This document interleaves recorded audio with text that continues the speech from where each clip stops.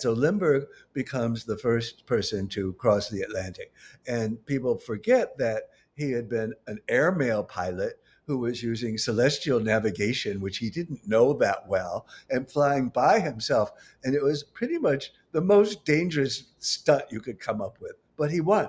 And the Americans really needed a hero at this moment, and he was the guy. So everyone sort of flocks to him. He's probably the most famous American in the world, besides, or maybe ahead of Roosevelt.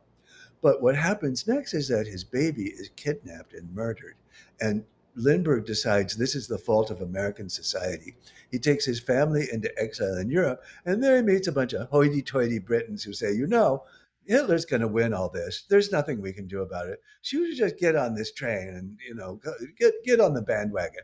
And he then is taken for a tour of the Luftwaffe.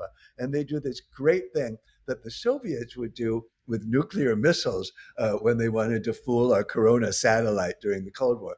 The Germans had like the same planes flying in circles around and around. So it looked like they had a whole bunch of planes. And then they pointed out this technology they supposedly had, which they did not have, but they snookered him. So he started announcing to the world that the Nazis were going to run everything and there's nothing you can do and just don't even fight.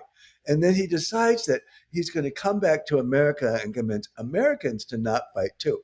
And this triggers a series from, say, 1939 to Pearl Harbor.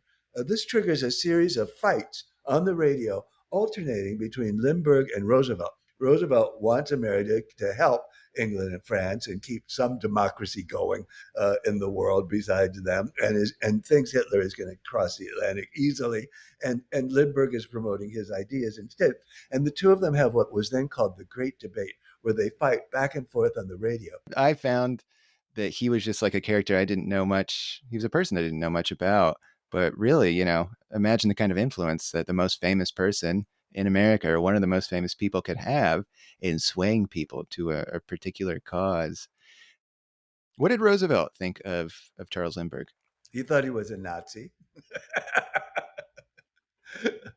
Well, so, I mean, the most incredible quote I came across Lindbergh, and he published this, he wasn't even trying to keep it a secret, was that after Roosevelt won a third term, Lindbergh turned to everyone at the anti Roosevelt party he was at and said, the real solution is we have to take voting rights away from Black people. And we have to show the Jews that if they think things are bad in Germany, they should see what might happen to them here. I mean, it just